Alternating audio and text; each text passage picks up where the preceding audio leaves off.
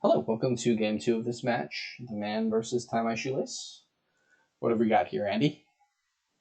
So we've got a less exciting and interesting board than the last one. There's a lot of treasures out there. Nothing to thin the treasures. So, well, I guess technically Rogue can thin some treasures. So it's looking like it might go kind of money-ish, because I think getting control is going to be pretty difficult here. You play Jack Ig? Jack Ig, I guess, could be a thing. I would like to get to crop rotation regardless. Like, that sounds really good. I think Jack Ig might be the way to go. So yeah, you open Jack Silver and then you just buy silvers and then you buy. Yeah, I don't think I want Talisman. The first time you hit 6. Yeah. Yeah, I don't think I want Talisman or Fool's Gold. Like, it's just going to be too hard to get Fool's Golds to line up. Like, Candlestick Maker just isn't really doing much. I don't know. I was kind of wondering if like there's something to do with Wayfarers instead. Like, get Wayfarer to print silvers. I guess Jack's doing that a little better. Wayfarer 2, like the Ig deck can gain a copper if need be, so the Wayfarer is cheaper. Yeah. Well, I guess Jack of all trades gains silvers, so Wayfarer is cheaper. Like, I wonder if if that deck has gotten thicker, you can add some Wayfarers to it. I don't know. Like, I hope to trash my starting states fairly quickly with Jack, and then not need crop rotation because you're going to have mostly treasures and the Jack in your deck. But it's going to be tough to trash all the estates, and you'll add provinces. Yeah, I guess with Jack, Ig becomes less helpful. I don't really like the Lost City. I think it's going to be way too difficult to align your villages with anything. Yeah, they're both going for Lost City here, which is interesting. Is like double Jack money with some Conquest support crazy? I'm kind of thinking maybe that route. Like, just keep playing some Jacks and then buy some Conquests on 6, and then like eventually, like, you have so many silvers in your deck you can hit 8 pretty reliably. Yeah, Jack money is a very decentish money strategy, I guess. It is not the best, but I know Wayfarer money's got to be better than Jack money. But maybe you get a Jack early and then add the Wayfarers later. Yeah, probably Conquest. I guess. And Conquest is it's 3 VP and 2 silvers. It's like buying a duchy it comes with 2 silvers. Oh, I like that way more than a Lost City though. Like, the Lost Cities are not. I'm not quite understanding what the point of the Lost Cities is in this kingdom here. Arcuus is suggesting Talisman, Fool's Gold, Wayfarer, crop rotation. I just don't think the Fool's Golds are going to be able to line up very well. It seems pretty tough to get the Fool's Golds to line up. Let me see what... So, tiemyshoelace bought a Jack on turn 2, saw it on turn 3. Sorry, the man saw it on turn 3. tiemyshoelace did not see the Jack in their first shuffle, so their Jack missed the shuffle, which is quite sad. Yeah. Easy line stuff up with Harbinger. And not when you draw the Harbingers at the top of every shuffle, which is where they always are. Maybe I'm just bitter about the card Harbinger existing. It's not a great card. It seems like it should be good with Travelers and other things, but it just never really works out very well. Yeah, the problem with this kingdom is there's no thinning at all. Jack can replace your estates with silvers. But it's not thinning. It is not thinning. Silvers. Now, silver's not a terrible card. But it is, and if I see 8 here, I'm buying a province. Just I think like the Ig deck, just the competing against the Ig deck is very easy to play, which is nice. But it also I think Jack Conquest money is probably just better than it. Like, the Ig deck kind of doesn't really do very well once you get into that duchy phase of the rush. And if your opponent's playing Jacks, they can kill the cursives slowly. I mean, they've got 1 Jack and you're hitting 5 pretty reliably. I guess the problem is if their deck is able to hit 8 a couple of times early, it's really tough for the Ig deck to get provinces. Yeah. The deck just provinces like once, maybe. And maybe, you're playing, you're buying Conquest every time you hit 6 a couple of times and gaining Yeah, stuff. like Duchy Dancing Conquests is like not bad. That being said, your opponent's increasing your hand size for you by buying all these Lost Cities. I have zero clue why Lost Cities are down to 3 right now. I don't know what they're doing. That was a $12 Lost City. I don't understand the Lost Cities. I mean, I think this is... I mean, it's a little sad they didn't align with these Candlestick makers, but I'm not digging them. Yeah, I mean, I think this is... We have villages, so we must build engine, I guess. They know that Lost City doesn't, like, get a bonus on it when they pile, right? They do know that, yeah. So here, what do you take? You take a Candlestick Maker and 2 Wayfarers? Nope, the last loss. $5 Lost City. That seems a bit much. All right, well, they're not going to buy any more Lost Cities, so... Yeah, I mean, we are kind of drawing deck.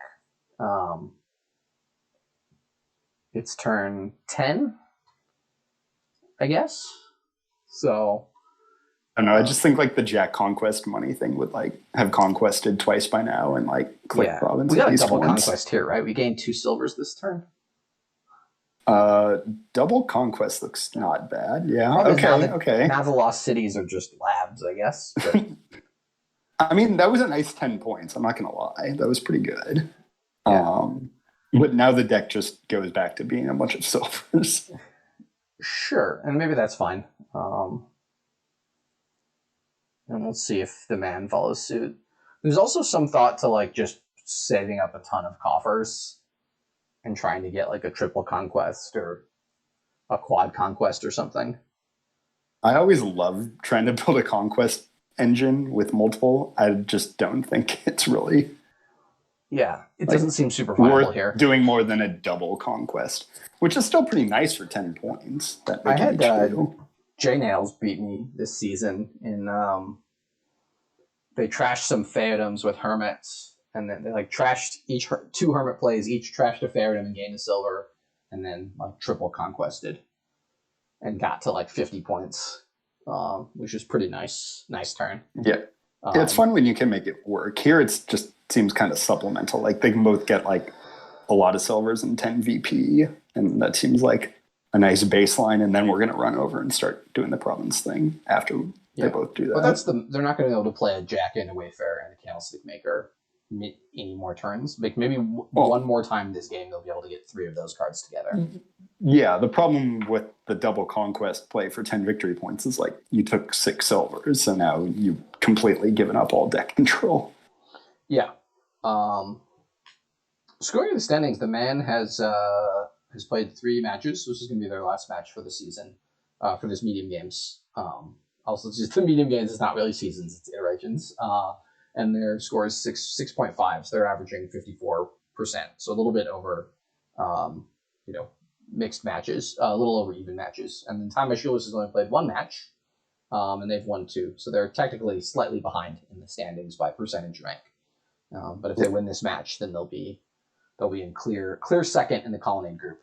And if the man wins this match, they're fairly close to clinching a playoff spot for medium games. And this is medium games 4, I believe. Is it 4? I thought it had been going on longer than that. Wow. 6. That sounds more correct. And so previous medium games winners include Assemble Me, Fika Monster, Sierra Lundy, and Mac Attack 2.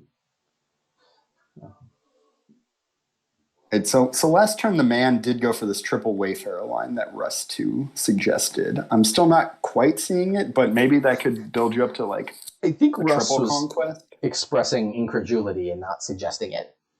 That was written before the play was made, though. Yeah. So the deck is big now. I guess the deck is big now. So Rust was serious. 5 villages. I mean, like, it's turn. Can they just province every turn for the rest of the game from here? I mean, I would be clicking province now. I would not be buying $10 Wayfarers. Yeah, Wayfarer is not a card you want to buy at its natural price point, right? You want to buy it as cheap. It's as like you a can. car. It's like a car. You know, maybe you pay asking price, but you never pay over. Yeah. The man went in and said, "Do you have any floor mats you can sell me? Do you have any service agreements, etc." And whatever the glazing they put on the windows or something. Yeah. Distant land. I'm sorry. I'm very confused at why a Distant Lands was bought there. They've also added a bunch of terminal draw too. So like Distant Lands, like already, I think the Lost Cities make the Distant Lands thing. The Lost City buys don't make as much sense with all the Wayfarers and I don't know. For now, Tiemyshoelace just click province 5-6 turns in a row. Pretty easily. I mean, I like if the man can get off like a quad dominate with a bunch of Wayfarers, that would be really cool. I don't think it's going to happen, but like I'm kind of holding out hope for it. Like click Candlestick Maker and Wayfarer, like Candlestick Maker, Wayfarer, and then just like hope to have like the best Conquest turn this board could possibly happen. Assume they play 3 Wayfarers. That's 3 silvers. They get up to 24 money. I'm not Harbinger seeing it, but say they do. Then they quad Conquest, and that's 5, 7, 9, 11, which is 32 VP. And I don't know, like this to me is a clear double province for Tiemyshoelace. Yeah, definitely. And I'm not sure why province wasn't gained the last turn either. The last couple times they said for Tiemyshoelace. I thought their deck was in a place where they could hit province like 4 or 5 turns in a row.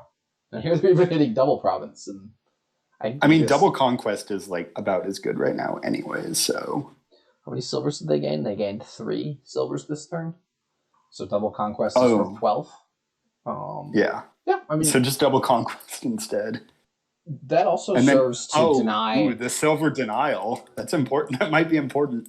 Deny the mega turn, like the pile's running and the Wayfarer pile's running. This game could end faster. I'm sorry. This is like the funniest board I've seen in a while. This is no way where I thought this was going. I guess people don't. I once almost lost the game where I was way ahead on provinces, and my opponent, like I got champion really fast, and my opponent grabbed a couple treasure hunters and basically tried to do tower silver at the very end to try to backdoor their way to victory. And I think I just stopped gaining. Like I bought 1 province on my second to last turn. I'm like, okay, their treasure hunter's not doing it. If they're only you're going to cut that off. But it was close. There was only like 4 or 5 silvers left in the pile, and that's like a 30 VP swing. Oh, there we go. 14-point double Conquest. All right, time for the man. Let's find these Wayfarers. I mean, we found all the cities. This could happen. We found all the cities at the top of the shuffle. I'm feeling it. I'm feeling it. You play the Jack early to try to sift off the top card. Yeah. What? Okay. All right. Because we need to find that Candlestick Maker. We only have 2 Candlestick Makers. Play the Jack. Okay. I haven't been doing the math on it, but this is about to cap out. I mean, it caps out at they gained 5 silvers. It caps out at like 14 VP. Because they're only they can triple. They only get 1. Oh, right. You get points. You stack the points. Yeah. Assuming each Wayfarer gain, they'd get 7, 9, 11, 27 points, I think. That's not like that great considering your opponent can just like catch up next turn. Can buy the province Wayfarer and win if that math is right. But I don't think you can triple Conquest here. I think we don't have enough buys for this to work. Yeah, that's not enough points. Okay. Well, Tiemyshoelace has got to find a Candlestick Maker and something to gain a silver. Okay, that's a win in hand.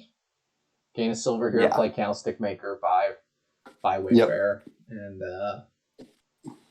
then I need to buy Wayfarer. The silver pot's empty. No, it's the third pile. They need the third. Oh, right. They do need the third pile. Duh. So yeah, Wayfarer first, then Province, although they could do it the other order if they spent all their coffers. And it looks like Time of Shoelace is gonna get the victory here. We're gonna be tied if they notice the this is Wayfarer pile. not where I thought this game was going, but this was entertaining to say the least. The long think here leads me to believe Whoa! Hold on a second. Yeah, Stop the presses. Well, now. Okay, well, now this is just turn. like, yeah, this is in hand. Stop clicking. Stop clicking. And it's somewhat important, I guess, especially in a tournament match, like take a second at the beginning of the turn to say, what do I need to pile out this turn? I need 6 money to pile out this turn. I have 6 coffers, end turn, don't play any cards. It's a good exercise to yourself anyways.